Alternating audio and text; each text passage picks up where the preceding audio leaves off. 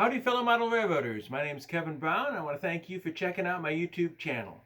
In this episode I want to go over the operation of the Brownsville turn, the local on my layout, which is probably the most fun train to run on the whole layout. It's obviously what picks up and drops off cars directly from the various industries. So I didn't have enough time to put it in, give it the coverage it deserved in the last video, so we'll focus on that today. In addition, I want to go over additions, layout progress. There's been a few additions, but most importantly, there's another anniversary. I guess it is an anniversary of such. This April 1st marks 3 years I've been on YouTube. It's easy for me to get kind of despondent and say that, you know, I'm just not making enough progress on my layout. I'm sure all of you felt that sort of stuff. But when you look back, when I look back at some of the videos I was doing when I started, and since then, I have made enormous progress. There's a lot left to do, but I'm very happy with what's going on, and I've enjoyed the YouTube experience. It's a wonderful way to share the hobby with others, and I highly recommend it. I know I've got a lot of new subscribers. Quite a few of them have very few subscribers, if any at all. I recommend take the plunge. It's really a blast. You get to meet all sorts of people, and you get to kind of definitely learn from others and others' mistakes as well as your own. So that's that. Next, I'll go over some of the additions to the layout. The biggest addition to the layout itself is I went ahead and put a shelf, like here, at each of the positions, each of the towns, and on my layout, the purpose of which is to help sort the car cards. I just showed a couple on there. I'm a klutz on a good day, so having to fiddle through cards without having a place to put them. Often I found I was putting them on the layout itself or even on the cars. I thought, well, I think this would be a much better approach. I've seen other people do it. It's just simple 1x4 with an L bracket, and it's mostly used on the both for switching out or classifying the yard, and as well as the local, which is going to be the focus of this video. So we'll get a good acid test today. There's some other stuff I got, and I've got that on the other side. Over here on the Thomasboro side, you can see I've got all sorts of new things, including it's got its shelf too. I went ahead and purchased a couple structures. The first is both Walthers, of course, is Al's Victory Station, which is a nice 50s, 60s vintage gas station, which I'm going to put over here right next to the McDonald's. And this is going to end up one of the background low-profile structures along the back of Blair Yard. I really like this structure. I'm kind of curious if I'm going to be able to stretch it any. We'll see. We'll see how it all works out. Now, this over here is the beginnings of a project. I've decided on this module. Originally, I was going to just put a wooded hill, but I thought, why not do something more than just that? I have a long interest in astronomy, and I thought I would scratch build an observatory to put over here. And this is the first mock-up of it. It'll be based on the one at a university here in town, so that'll make for a good project and hopefully a good video. I also procured some of that CRC track cleaning fluid. I haven't had a chance to use that yet, but everybody says this stuff works great. So I'm looking forward to working with that. So I bought some more toys and got some stuff to work on. Next, we'll go over the running of the local, the Brownsville turn. So now it's time to run the local. The story so far on my operating scheme, I've run 4 trains already, 2 passenger trains, a freight train, and a unit train, which actually is still on the tracks. Should be popping out here any second, and it's going to be running interference once the local heads over and starts to do its work. The first stage of the local is to switch out the industries at Blair Yard and get all that done before it decides to go out on the main and dodge the various trains. So let's take a look at the car cards and see what we have to do. The cars for the local are all assembled on track 1. Here's all the cards that go with the cars, and a quick glance through shows that 4 of the 5 are heading out to various industries around the layout, but this Northwestern boxcar is going to Industry Blair Yard 3. So that's what we're going to do first, and then we'll check and see. We'll take a look right now. Blair Yard, the other Blair Yard Industries, there's several cars, 2 cars in fact. They're going to come back to the yard, so we'll get those all done too and see how this works out. So I suppose I should point out that it's not particularly practical to show in depth each and every switching move. This would be a hours long video. So what I try and show is both here at Blair Yard and at the various other stops, just snippets of what needs to be done and get some idea of the total amount of work. So back to Blair Yard, the first thing we got to do is dig out that box car that's got to go to the Industries at the back of the layout.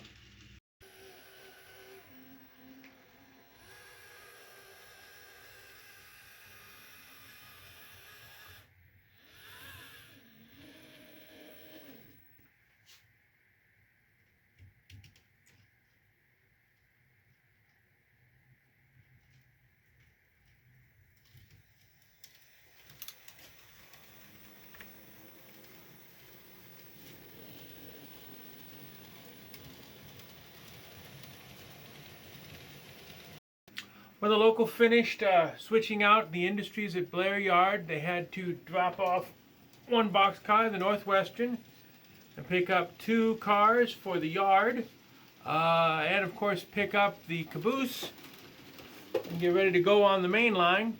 So that's where we're at now. We're going to go fire up take the main line and start the second phase of the operation of the local, and that is to pick up all of the P&N Junction cars on the way over to Brownsville. So that's what the next deal is. I always try to have the train do 1 full lap between each station stop. It stretches out the run quite a lot, and it also gives you time to fiddle with the car cards and see exactly what you have to do at each next stop. First thing we're going to have to do is pick up P&N Junction cars all the way around the layout, and the first one here at Minneapolis is going to be that Rock Island boxcar. We got to pick that up, and it's going to be a little tricky because we also have to be dodging the unit train as it goes around and do a runaround move. So that's the next step.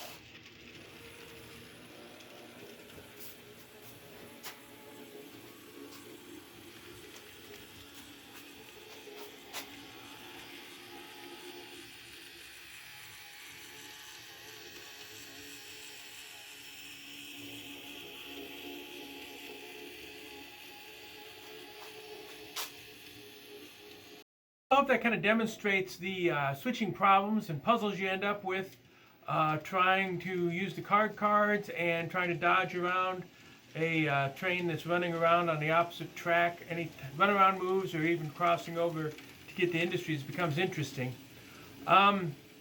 There's really no way I could go through all that on the other pickups for the P&N Junction. As luck would have it, there's one here at Thomasboro and another one at Brownsville.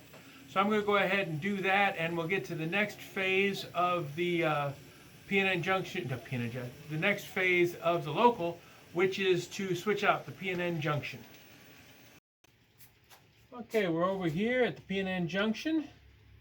I picked up the other two cars from the other two towns, always keeping them at the front of the train. It's time to swap them out.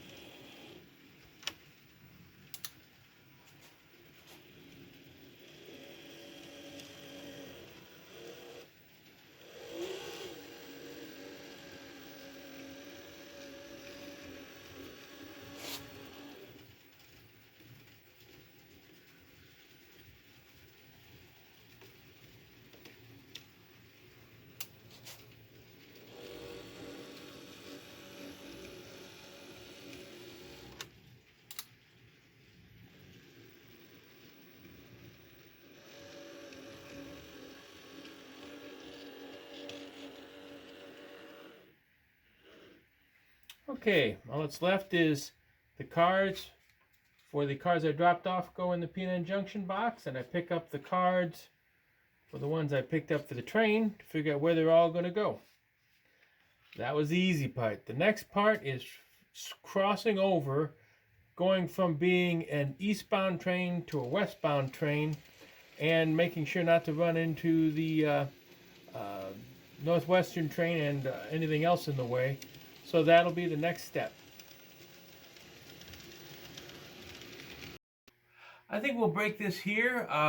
This video is getting kind of long, so next time I'll go ahead and do the turn of the Brownsville local, where it changes from being an eastbound to a westbound train and what needs to be done with that, and then starts the work of switching out all the cars at the three towns, and finally back here at the yard and tie up. So that'll give plenty of stuff for next time too. At this point in the video, I usually talk about my group, the N Scale of Bloomington Normal, and for once I've got positive things to talk about. It looks like, well, I guess the biggest news is I got my first shot a couple weeks ago. I should get my second one in a couple weeks if all goes well, and if all does go well, I will be able to attend the private train show that's going to be down in McLean, where my group and several other groups are going to set up, and hopefully I can go to that and get some footage and run some trains. I'm looking forward to that very, very much. So that's good news, and it looks like the Galesburg show at the end of June is on as well, so there's a couple shows coming up. I couldn't be happier. Let's get this COVID crud done with. That's kind of all I've got for this video. I hope you like what you saw. If you did, please hit like and subscribe. And thank you very much for watching. I'll catch you next time.